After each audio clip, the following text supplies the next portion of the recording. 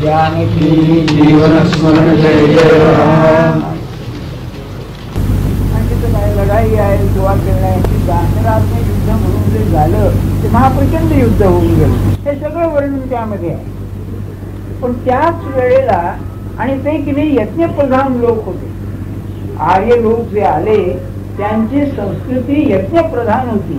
जीवनाला ते यज्ञ समजत असत आणि सगळ्या लोकांना यज्ञाचं बंधन असते. त्यावेळेला त्याच वेळेला काही लोक असं म्हणू लागले, याने काय साधणार आहे की तुम्ही यज्ञ करता, इतका पैसा खर्च करता, यज्ञ म्हणजे उत्सव, दुसरं काही नाही, काय याचा उपयोग आहे. म्हणून ते त्या काळी अर्थात जंगल पुष्कळ होती, ते समाजातून बाजूला गेले आणि जीवनावरती विचार करू लागले. ते उपनिषद वाङ्मय, त्याला आरण्यक असंच म्हणतात. अरण्यामध्ये जाऊन, आता उदाहरणार्थ छांदोग्य उपनिषद आहे, ते छांदोग्य अरण्याचंच आहे. सांगण्याचा हेतू काय, त्याच्यामध्ये काय आहे. तुकाराम महाराजांचे अभंग कसे आहेत, ते ऋषी लोक ध्यानामध्ये बसल्यानंतर त्यांना जे आतून स्फुरलं ते बोलून गेले. ते सगळं आर्ष वाङ्मय, व्याकरण सुद्धा निराळ आहे, ते बोलणं जाणं सगळे निराळच आहे. त्यानंतर काय झालं, हे आर्ष वाङ्मय निर्माण झालं खरं, पण त्यावेळेला लेखनाची ही कला होती यात शंकाच नाही. इजिप्तमध्ये, चीनमध्ये होती, तो भारतामध्ये होती यात शंका नाही. किंवा लक्ष्मण शास्त्राने दाखवले वेदांच्या वेळेला सुद्धा लिहिण्याची कला होती. तो मुद्दा नाही. मुद्दा काय, पुढे मग त्याच्यावरती टीका होऊ लागल्या, पण टीका वाढायला लागल्या, पण ग्रंथ काही छापण्याची कला त्यावेळेला नव्हती. हाताने लिहून घ्यायचे, एवढं लक्षात कसं ठेवायचं. मग ते जे विचार आहेत ते अगदी थोडक्या शब्दामध्ये जेवढे घालता येतील तेवढे घालण्याची, त्याला सूत्र असं म्हणतात. सूत्र वाङ्मय हे फार प्रचंड वाङ्मय आहे. आधी गृह्य सूत्र म्हणून आहेत, हे अगदी वेदांच्या काळात इतकी जुनी आहेत असं म्हणतात. सूत्राचं मुख्य काय आहे, प्रत्येक अक्षराला महत्व असतं. शब्दाला जाऊच द्या, तू शब्द घातला त्याला महत्व आलं, म्हणजे अक्षराला महत्व असतं. किंबहुना एक संस्कृत श्लोक आहे, तो असं म्हणतो श्लोककार की सूत्रामध्ये एक अक्षर जर कमी करता आलं, तो अर्थ ठेवून, तर पुत्र जन्मोत्सव आहे असं आपलं दिसतं. आणि अलीकडे विनोबांनी सुद्धा साम्य सूत्र म्हणून रचलेली आहे, ती छान रचली आहे. म्हणजे त्यांना म्हणायचं होतं गीतेमध्ये साम्य योग आहे, की स्तुती निंदा, सुख दुःख, यशापयश, लाभ हानी, त्यात समता पाहिजे, हा साम्य योग. तर त्या साम्य योगावर त्यांनी सूत्र लिहिलेली आहे, सूत्रात नाही. तेव्हा शब्द जो वापरायचा सूत्रामध्ये त्याला अतिशय अर्थ असतो. तर्कशास्त्रामध्ये भाषाशास्त्र यावंच लागतं, त्याशिवाय भाषाशास्त्राशिवाय तर्कशास्त्र येऊ शकत नाही. कारण तुम्ही जेव्हा एखादे विधान करता किंवा आमका मनुष्य लवाड आहे हे विधान करीत असताना प्रत्येक शब्दाच्या अर्थाला अतिशय महत्व आहे, त्या संबंधाला अर्थ आहे, प्रत्येक शब्दाच्या स्थानाला महत्व आहे. एक उदाहरण सांगतो आपल्याला, गमतीचं म्हणून सांगतो. ख्राइस्ट एक वाक्य आहे, लव दाय नेबर ॲज थायसेल्फ. तू आपल्या शेजाऱ्यावर प्रेम कर, बरं का, आपल्या शेजाऱ्यावर प्रेम कर. आता स्थानाचं कसं होतं बघा, आपल्या शेजाऱ्यावर प्रेम कर म्हणजे दुसऱ्याच्या शेजाऱ्यावर नाही. आपल्या शेजाऱ्यावर प्रेम कर, शेजाऱ्याची बायकोवर नाही. शेजारी शब्द जर घातला तर शेजाऱ्यावर, आपल्या शेजाऱ्यावर ते प्रेम कर, द्वेष करू नये. बघा शब्दाच्या स्थानाला केवढं महत्व आहे, नाही का. सांगण्यात हेतू काय आपल्याला, तसं प्रत्येक शब्द वापरायला महत्व. आता ही प्रस्तावना कशा करता, मागच्या सूत्रात काय सांगितलं कालच्या, सिद्धो भवति, यल्लब्ध्वा सिद्धो भवति, अमृतो भवति, हे त्यांनी, आणि तृप्तो भवति. हा काय शब्द आहे तुम्ही बघा, सिद्ध, अमृत, तृप्त, हे भूतकाळ धातू साधित आहे ना. पास्ट पार्टिसिपल असे इंग्लिशमध्ये म्हणतात ना, मी शिकला धातू साधित आहे. आता आजचं सूत्र बघा, हे भूतकाळ धातू साधित आहे. आता आजचा काळ यत प्राप्य असं सूत्र आहे. न किंचित वांछति, न शोचति, न रमते, नोत्साही भवति. ते आहे भूतसाधित, भूतकाळ, धातुसाधित. इथे सगळी क्रियापद आहे सगळी. न शोचती, न रमते, न वांछती, ही सगळी क्रियापद आहेत. क्रियापद याचा अर्थ काय? प्रत्यक्ष कर्म होत आहे, ती करायची गोष्ट आहे. कर्ता क्रियापद जेव्हा वापरतो त्यावेळेला त्या कर्त्याकडून होणार जे कर्म आहे ते क्रियापद दाखवतो. कर्त्याला महत्व नाहीच आहे, क्रियापदाला खरं महत्व आहे. कारण काय करतोय तो, होय ना. मग याच्यात फरक काय आहे? जे धातू साधित आहे ती भूतकाळी झालेली प्रक्रिया दाखवते, प्रोसेस, याचं पर्यवसान दाखवते. शास्त्रामध्ये जेव्हा तुम्ही तृप्त म्हणतो तेव्हा तृप्ती जी प्रक्रिया आहे त्या तृप्तीची पूर्णता झाल्यावर तृप्त. नाथाने फार सुरेख केलेला आहे. म्हणाले एक मनुष्य जेवायला बसला, भूक लागली आहे. घास घेता घेता भूक कमी कमी कमी होत जाते, होय ना. तसं भगवंताच्या प्रेमाच्या बाबतीत प्रेम क्षणाक्षणाने वाढत जात आणि शेवटी तृप्त होत. इथे आज काय आहे? तो म्हणाले ज्या प्राप्य त्याला ते प्रेम मिळाल्यानंतर तो काय करतो त्याचं वर्णन आहे. आणि म्हणून ती क्रिया ही सत्पुरुषाची आहे, ही साधका करतात. आजचे जे 4 त्यांनी सांगितले क्रियापद आपण अभ्यास करायचा, तो करतो, त्याला ते सहज आहे. आपल्याला ते सांग. पहिलं, न वांछती. वांछा, वांछा म्हणजे इच्छा, पण त्यात फरक आहे. असं आहे सहज मागणं, हवं असं वाटणं, इच्छा असणं आणि त्याकरता तळमळ असणं, यात फरक आहे. तेव्हा वांछेमध्ये तळमळ, इच्छा सगळ्यामध्ये आहे पण वांछेमध्ये तळमळ. मग तळमळीत काय आहे? ते मिळाले असताना मी सुखी होईन हे भावना. ते मला मिळाले किंवा ठीक मी सुखी होईल. आणि हा जो पुरुष असतो त्याला भगवंताचं प्रेम मिळालेलं असतं, त्याला न वांछती म्हणजे मला काही मिळून मी सुखी होईल ही भावना उरत नाही. हे आपल्याला शिकता येईल का? की मला अमुक मिळालं म्हणजे मी सुखी होईल. आपलं असंच आहे बघा, की जे नाही ते आवडतं वाटतं, नाही का? महाराज फार छान आहे, युक्तिवाद करायचे. आपण ती युक्तिवाद महाराज म्हणायचे, समजा तुमच्याजवळ अमुक एक वस्तू नाही, ती ज्याच्याजवळ आहे तो सुखी आहे का? तो जर सुखी असेल तर मग तुम्ही ती मिळून सुखी व्हाल. पण हा विचार मनुष्य करत नाही. हा एक युक्तिवाद. आणि दुसरा युक्तिवाद असा की आपल्या जवळ असणाऱ्या वस्तू आणि आपल्याला हव्या असणाऱ्या नसणाऱ्या वस्तू, आम्हाला हव्या आहेत पण आमच्या जवळ नाही, यांचं प्रमाण पाहिलं तर नसणाऱ्या वस्तू पुष्कळ. मग जन्म जर त्या मिळवण्यातच घालवला तर सगळे मिळतील का? आतापर्यंत अनुभव असा नाही. किंवा नव्या वस्तू मिळवण्याच्या बाबतीत जुन्या वस्तू काय नाश होऊ शकतात. म्हणजे हा एक प्रमाण सुद्धा व्यस्तच राहणार, व्यस्त राहणार म्हणजे पुन्हा समाधानच राहणार. मग हा युक्तिवाद न वापरता प्रेमाचा प्रभावच असा आहे की मला आणखी काही हवं हे त्याच्या मनात होते. याचं कारण काय? प्रेम हे त्यांनी सांगितलं. प्रेम म्हणजे काय अशी कल्पना करा की तुम्हाला उद्या पगार मिळतो, अगदी 2000-3000 असा पगार धरून चाला. त्याच्याऐवजी तुम्हाला एकदम की नाही मुंबई शहरच बक्षीस दिलं. या तुम्ही पूर्वी नाही इनाम देत असत, गाव इनाम देत असत ना. ते उदाहरण सांगतो तिथं झालेले इतिहासाचं.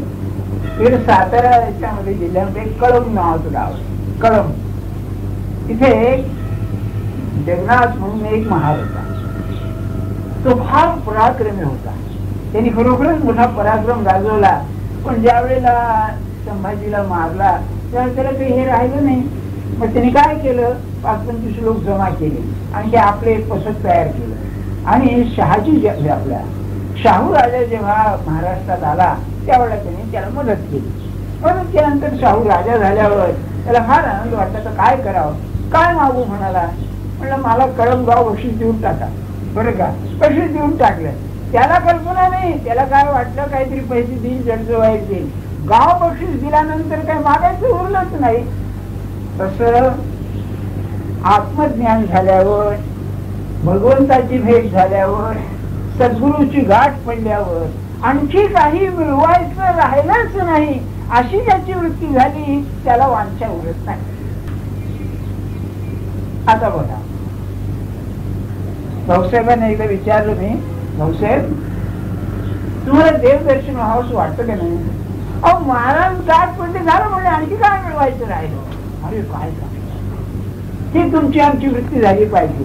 मी नाम घेतो, अरे काय करायचं राहिलंय आता. याला गीता कृतकृत्य शब्द वापरतो. करायचं करून झालं, जे करायचं आहे ते करून झालं. कृतकृत्य, कृत्य म्हणजे करायचं ते करून झालं. हे फार मोठी अवस्था आहे. मी काल आपल्याला शेवटी सांगितलं ते आहे तुम्ही सांगितलं. ज्या बाईचं उत्तम ठिकाणी लग्न झालंय तिला आणखी असं वाटतं का की आणखी काही नवऱ्याला पाहिजे म्हणून. झालं, माझं काम झालं. तसं आपल्याला वाटणं म्हणजे वांछा रहित. हे शिकलं पाहिजे, ही क्रिया आहे. हे पुन्हा पुन्हा सांगतोय, आपल्याला हे शिकायचंय. झालं, मी त्यांच्या पायावर डोकं ठेवलं ना माझं काम झालं. बघा असं वाटतं का, मला तरी कोणी दुसरा भेटला नाही आता त्यांच्याशिवाय. आता ते महाराज इथे नेहमी येणारे अतिशय निकटग्रस्त होते. ते गरिबीतून पुढे आले जरा. त्यांना महाराजांनी एकदा विचारलं तुमच्या आयुष्यातली म्हणजे मोठी गोष्ट कोणती. बरं का, ते म्हणजे मी मुंबईला आलो. आणखी म्हणाले, तो म्हणले मला इथे नोकरी लागली. आणखी म्हणाले लग्न झालं माझे. आणखी म्हणाले मुंबईमध्ये जागा मिळाली म्हणाले. आणखी म्हणाले काय त्याला सांगता येईना. तेव्हा महाराज असले म्हणले अरे माझी गाठ पडली याला काही महत्व आहे का नाही म्हणाले. चांगल्याची ही स्थिती निकट मध्ये रात्रंदिवस त्यांचं ऐकणाऱ्याची काय आहे बघा. हे आपण शिकलं पाहिजे की नाही. माझं काम झालंय, त्यांच्या पायावर मी डोकं ठेवलंय ना, नाही मला आता मिळवायचं नाही. ते पाहतील. अहो त्यांचं वाक्य आहे तुम्ही घ्यावे नाम करीन तुमचे काम. एवढं आश्वासन तुम्हाला दिल्यानंतर पुन्हा आणखी मी काय करू. तुम्ही शब्द वापरून बोंबले का मग आता काय करायचं, काय करू, काय झालं. अशी माणसं ही खरी पाहिजे, श्रद्धावान माणसं. तुझ्या पायावर डोकं ठेवलंय ना, मग माझं नाम घेताना एकाग्रता होत नाही. अरे तू पहा, तुमचं रूप ध्यानात येत नाही, तू पहा. एक ग्रस्त होते, काय बरोबर महाराज म्हणले तुमची मी मानस पूजा करतो, पण म्हणले तुम्ही काही ध्यानात येत नाही. अहो बरोबर आहे म्हणले, तुमचं हृदय लहान, मी एवढा मोठा कसं यायचा म्हणाले. विनोदाचं सेम सुद्धा काय गमतीच आहे बघा. मग म्हणाले त्या भानगडीत तुला का पडता. एकदा म्हणाले आम्ही गुरु आज्ञाखरी पाळतच नाही. एक सांगितलंय ते गोष्ट जास्त तरी करतो नाही तर कमी तरी करतो. मी सांगितलंय का म्हणाले तुम्हाला की ते रूप नाही आलं तर हे करा, नाम घ्या ना. मग त्याने एकदा गंमत केली. त्यांचं नेहमी सांगणं असेल एक 2 श्लोक वापरेल, अखंड नामात राहा असं म्हणायचे, किंवा होईल तितकं नाम घ्या. एक ग्रस्त आले आणि म्हणले आपण सांगतो तसं मी करतोय, थोडं जेवढं नाम घेतो. म्हणजे म्हणले काय सगळं प्रपंच करून जो वेळ मिळेल तो करतो म्हणाले. तेवढे अहो माझा अर्थ तो नाही, होईल तेवढं म्हणजे जास्तीत जास्त जेवढं नाही. हे माझ्या ध्यानात आलं नाही, हे असं आहे. म्हणून बघा न वांछती याला उपाय काय आहे. मला ज्या अवस्थेत तू ठेवलंय ती तुझ्या इच्छेची आहे, ती अप्रतिम आहे असं वाटलं पाहिजे. हे बघा कसं सांगितलं नाही, क्रियापद आहे, हे करायची गोष्ट आहे की त्याला नाही शाळेचं उत्तम आहे. वा याच्यापेक्षा मला असं बोललेले आहे तसं काय चाललंय म्हणाले. म्हणलं बुवा चांगलं चाललंय. नाही म्हणले असं वाटलं पाहिजे याच्यापेक्षा चांगलं चालणं शक्य नाही असं वाटलं पाहिजे. वा, दिसायला भाषा सोपी दिसते, काय सांगू आपल्याला, प्रपंचात खाली वरती नेहमीच होत असतं, पण जे घडत आहे ते बरोबर आहे, किंवा याच्यापेक्षा आणखी चांगलं होणं शक्यच नाही अशी वृत्ती ठेवणं म्हणजे प्रपंचाची तगडी तोडण्यासारखं आहे. प्रपंचाचा दाबच राहणार नाही, हे पहिलं न वांछ. पुढे म्हणाले न शोचती. शुच धातू आहे. शुच धातू म्हणजे जी गोष्ट घडून गेली त्याच्याबद्दल दुःख करणे याचं नाव शोक आहे. बरं, 3 शब्द आहेत ते. शोक म्हणजे गत गोष्टीबद्दल, दुःख वर्तमान काळच्या दुःखाबद्दल, आणि चिंता भविष्याबद्दल. बरं का, मना शोक चिंता नको रे, समर्थांचं मनाचं श्लोक आहे का, मनी मानसी दुःख आणू नको रे, मना सर्वता शोक चिंता नको रे. समर्थाने बरोबर या 3 गोष्टी घातल्या आहेत का. तेव्हा हा शौच म्हणजे होऊन गेलं त्याबद्दल कधीही उल्लेख नाही, आणि आपल्याला हे शिकावं लागेल. भूतकाळ विसरायला शिकावं लागेल. Forgetting the past. कृष्णमूर्तीचं म्हणतात मी बोडक्यावर सगळं वजन घेऊनच आहात, बर्डन ऑफ दी पास्ट असं म्हणतात. चांगलं वाईट दोन्ही. बरं का, इथं काय झालं, पाठक म्हणून पोस्ट मास्टर होते, ते त्यांच्या घरावर पार्टी होती, रिटायर्ड पोस्ट मास्टर. बरं का, तेव्हा सर महाराज म्हणाले, महाराजांचे अंतरंगात फार चांगला मनुष्य. महाराज म्हणाले, मास्तर तुमच्या घरावर ओळखायचं कसं, मी पाठी लावली आहे म्हणाले. काय लावली, रिटायर्ड पोस्ट मास्टर म्हणून पाठी लावली. म्हणले आपण इथे येतो म्हणजे गोंधळ आहे, हे सगळं विसरायला येतो, पण तुम्ही म्हणजे पोस्ट मास्टर होता, रिटायर झाला, हे नाही का विसरताय. हो म्हणजे हे काही ध्यानात नाही आलं. तसं आपलं आहे, आपण भूतकाळ विसरू शकत नाही. काय करावं, आणि ते विसरण्याची ताकद प्रेमामध्ये आहे. झालं, होऊन गेलं, आता नाही. आणि असं असल्याशिवाय भगवंताचं होता येणार नाही. कारण भूतकाळ विसरायला जीवाचं जे कर्तेपण आहे ते गेलं पाहिजे. कारण मी करता माझ्या हातने सगळं झालं, ते गेलं पाहिजे.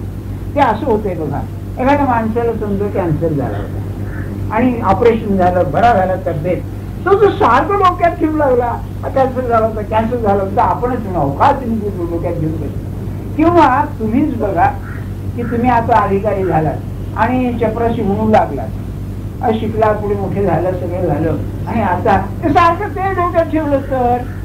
किंवा परमार्थामध्ये एखादा मनुष्य पापी आहे, पापी म्हणजे बरा नाही त्याचं वागणं, तेच लक्षात ठेवलं तर नाही, ते विसरायलाच लागेल. म्हणून ज्ञानेश्वर महाराजांनी काय दृष्टांत घातलेला आहे बघा, या लागी दुष्कृती जरी झाला. एक मनुष्य आहे, अत्यंत पापी आहे, वाईट कर्म केलेला आहे, पण अनुताप तीर्थी नाला त्याचं असं आहे की तुम्ही त्या गंगेत स्नान केल्यानंतर पाप गेलं सगळं, त्या गंगेबरोबर वाहून गेलं. तसं पश्चातापाच्या तीर्थामध्ये हा नाला नाहून मज आता आला सर्व भावे, तरी आता पवित्र तयाचे कुळ अवजात तेने निर्मळ जन्मलयाचे फळ तयाचीच जोड आहे. मी असं आहे त्याला काय करू, पण केलं, आता नाही, आता ते. महाराज गमत करायचे, तुम्ही व्यवहारात ते करता म्हणाले. एखाद्या बाईचं माहेर अति श्रीमंत आहे, बाप फार मोठा आहे जगात, त्या बाईला त्या आडनावाने ओळखतात, पण लग्न झाल्यावर ते नाव बदलून हे नाव लावते. व्यवहारात सुद्धा जर असं आहे तर म्हणाले भगवंताचं झाल्यानंतर आपलं पूर्वचरित्र जे आहे ते विसरा म्हटलं तर व्यवहाराची उलट आहे का म्हणाले नाही. म्हणून न शोचते. ज्ञानेश्वर महाराजांनी तो म्हटलं आहे की मला जे मिळालेलं आहे भगवंताचं प्रेम, त्या प्रेमाचं महत्व एवढं आहे की माझी पूर्वावस्था जी होती ती मी विसरूनच गेली. असं आपल्याला झालं पाहिजे की नाही. आता पदवी पडले ना, आता नाही म्हणते न शोधते न द्वेष, या आपल्याला फार लागू आहे. मी तो कोणाचा द्वेष करीत नाही. द्वेष याचा अर्थ समजून घ्या. द्विष धातू आहे. द्विष धातू म्हणजे तिरस्कार करणे, नावड असणे, नको वाटणे. बरं का, सत्पुरुषाने जर द्वेष ठेवला तर ते चालेल का? 1000 तऱ्हेचे 1000 लोक यायचे आणि त्यांनी जे ठेवलं तर ते जाऊ द्या. व्यवहाराचं काय कारण आहे? याचं कारण कॉम्पिटिशन, स्पर्धा. अहो ते शिशुवर्गात स्पर्धा, असं काय करावं? बालवर्गात शिशुवर्गात काय आज काय आहे? स्पर्धा आहे म्हणाले. स्पर्धा म्हणजे काय? अहो त्या स्पर्धेमुळे सगळं लचांड आहे. पंडितामध्ये स्पर्धा, व्यापारामध्ये स्पर्धा, तुमच्या ऑफिसमध्ये स्पर्धा असते, जातीमध्ये स्पर्धा, किंबहुना साधकामध्ये सुद्धा स्पर्धा. ते द्वेषाचं मूळ आहे. जो माझ्या पुढे जाणारा आहे त्याच्याबद्दल मला नावड उत्पन्न होणार, हे फार आहे. तुम्ही तुमची महत्वाकांक्षा ठेवा, पण दुसरा जो पुढे येऊ लागला तर ते बरोबर नाही असं वाटतं का मला. आणि हे अतिशय मारक आहे. प्रेमाच्या बरोबर उलट हे आहे. महाराजांचं वाक्य फारच छान आहे. प्रेम आणि द्वेष याचा संबंध काय? निघाला कशावरून? आपल्याला काही द्वेष एवढं करता येणार नाही. असं कसं द्वेष तर करतो आपण, प्रेमही करतो. ते म्हणलं कंसासारखा द्वेष केला पाहिजे, रावणासारखा द्वेष केला पाहिजे. म्हणजे इतका जबरदस्त द्वेष की रात्रंदिवस जळतो. द्वेष जाळतो ना, असं ते आहे. आपल्याला मागे मी गोष्ट सांगितलं ना, पुन्हा सांगतो की इंग्रजीत जेव्हा मेला त्यावेळेला मंदोदरी रावणाकडे आणि म्हणला, अहो आपला मोठा मुलगा मेला, काय तुम्ही वैर करता? तो केवढा पराक्रमी पुरुष आहे, तुम्ही सीतेला परत द्या. त्याचं मन हल्लं बघा. म्हणाला, अरे तुझं म्हणणं. इतक्यात नारद आले म्हणाले, कसं काय रावणा? त्यांना काय सगळे दरवाजे मोकळे. आणि म्हणले, नारदा काय माझा मुलगा मेला, सीता परत करायची म्हणते, वेळ लागले. आतापर्यंत एवढं वैर केलं, एवढा द्वेष केला, आता गम खातोस, हे तुझं ब्रीद नाही. शेवटपर्यंत गेलं पाहिजे. पुन्हा फरक. आणि हे खरं आहे. आपल्याला शक्य आहे का? मला सांगा, नाही शक्य. द्वेषाने पेटला मनुष्य म्हणजे त्याला काही सुचणार नाही आणि शरीरावर त्याचा परिणाम तसा प्रेमाचा तसा. तेव्हा स्पर्धेचं जे आहे त्याला स्पर्धा नाही. स्पर्धा का नाही?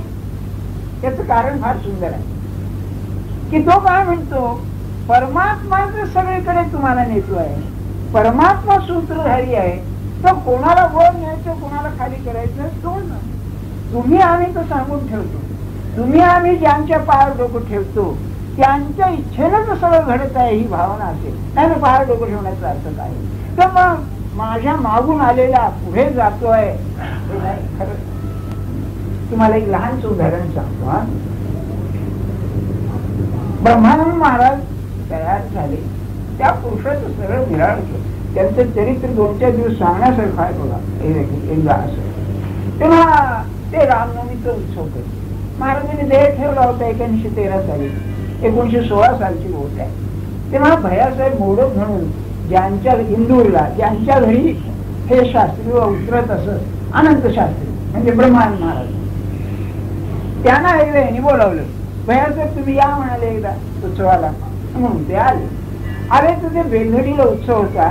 1-2 खोल्या नवीन बांधल्या होत्या, त्यापैकी एक खोली त्यांनी भैयासाहेबांना दिली. आणि तुम्ही पाहिलं असेल तर नाही, पण तुम्हाला नाही कल्पना येणार आपल्याकडे काय आहे. आज्ञा पालन किंवा मान देणं याची कल्पनाच नाही तुम्हाला. खरं सांगतो, मी तुम्हाला परमिशन देतो असं नाही, मी पाहिलंय म्हणून सांगतो. भाऊसाहेब काय मोठी मोठी माणसं काय महाराजांच्या समोर हात जोडून उभे असत, एक शब्द उलट बोलत नसत. महाराज इतकं नरम गोड बोलायचे. असं करावं मला वाटतं, असं करावं. पण आपलं म्हणणं उलट नाही, मग तुम्हाला काय म्हणायचंय असं म्हणल्यानंतर बोलायचंय, अशी अवस्था बरं का. सगळे हे गणपतीराव जांभळी काय का म्हणजे स्टॉलवर्ड, हे अतिशय कमाल आहे. तेव्हा ब्रह्मानंद महाराजांच्या समोर ती माणसं उभी राहत नसत. एखाद्या राजाप्रमाणे ऑर्डर करीत असलं, अरे अमक कर, अरे अमक कर. तेव्हा दुसऱ्या दिवशी रामनवमी. द्वेषाचं मी सांगतोय, द्वेषाचं तिरस्कार, नावड किंवा ते हे फिलिंग, काय यांना मिळालं असं, मला नाही यांना मिळालं. तेव्हा संध्याकाळची वेळ आणि मनात असं आलं हे पाहून भैयासाहेबांच्या की काय ऐश्वर हे. आमच्या मागून आले महाराजांच्याकडे, आम्ही यांना महाराजांच्याकडे आणले, काय ऐश्वर हे. बरं का, सगळ्यात मोठं ऐश्वर माणसं हाताशी असणं, ध्यानात ठेवा. पैसा अडका काय, इतके कोट्याधीश पडलेले आहेत. माणसं शब्दावरती नाचणं यासारखं ऐश्वर्य नाही. आणि हे अलीकडच्या काळात 3 माणसांनी भोगलं. लोकमान्य टिळक, महात्मा गांधी आणि जवाहरलाल नेहरू या तिघांनी भोगलं. अगदी माणसं खेळवली. तेव्हा तंबाखू खाल्ली भैयासाहेबांनी, त्या काही ते खात असत. ब्रह्मन महाराज तंबाखू खात असत आणि त्यांची कोनाड्यामध्ये ठेवली. कोनाडा समजतं ना, अलीकडे कोनाडा समजून सांगायला पाहिजे. कोण आपल्या घरात कोनाडे नाही, तेव्हा कोनाड्यात ठेवली. संध्याकाळची वेळ झाली, इतके ब्रह्मन महाराज आहे बघा, अंतर्ज्ञानी यांच्या मनात आलं. आले काय आलं, आमच्या मागून आले, काय पुढे गेले. द्वेषाचं बीज आहे बरं ते, की पहा. म्हणजे कल्पना करा, भैयासाहेब फार तयार माणूस, पण बघा आले म्हणले काढ तंबाखू काढ म्हणाले. यांच्या तोंडात तंबाखू होती, काढ तंबाखू म्हणले. तर ते शोधायला लागले. ते अंधार पडला तेवढ्यात कोणाला काही सापडेना. म्हणजे नवीन खोली कोणाला काही हाताला लागेना. ते ब्रह्मन महाराज दारात आले आणि कानडी सांगितले, अरे कंदील आण म्हणाले. त्यांनी कंदील आणला. कंदील आणला, हे जिथे पाहत होते तिथे त्यांनी तो कंदील दाखवला, ती चंची घातली. ब्रह्मन महाराज काय म्हणाले, हे असं आहे बघ म्हणाले, माझं कर्तृत्व नाही याच्यात, त्यांच्या कृपेचा दिवा लागला म्हणून म्हणाले आहे आपलं ठेवलेलं ते. एवढे बोलले, तंबाखू घेतल्या करून चालले. न द्वेष याची धंद्यामध्ये तर फार सांभाळावं लागतं बरं. आणि एक लक्षात ठेवा, ज्याचं नशीब आहे त्याला मिळतं. तुम्ही द्वेष का करता त्याचा? तो बदमाश असेल, वाईट वागत असेल, करप्शन असेल, त्याचं त्याच्या बरोबर. आपलं आहे ना, आपलं कधी आपलं जायचं नाही. धंद्यात खरोखर कसं आहे, ज्याचं तुम्हाला देणं आहे ते गिराईक तुम्हाला यायचं. अगदी हे तुम्ही घट्ट धरून परमार्थ पाहिजे आहे ना, हे तुम्हाला करावं लागेल. लक्षात ठेवावं, नाही तर नाही. तो त्यांनी दिले ना शोध ना द्वेष. ती याचा अर्थ असा नाही तरी कोणाला द्वेष करायचा. पण काय होतं काही वेळेला एका मनुष्य साधनही निघतो, साधन करून पुढे पडतो, गुरुचं कौतुकच आहे, बाकीचे लटकत राहतात मागे, त्यांनी का द्वेष करावा त्याचा. बर एखाद्या कृपा होते, अरे कृपा का केली त्यांना विचारा, त्याचं पूर्व पुण्य काय आहे तुम्हाला काय नाही का, हे ध्यानात ठेवा. आपण परमार्थ पाहिजे असं ते करावं लागेल.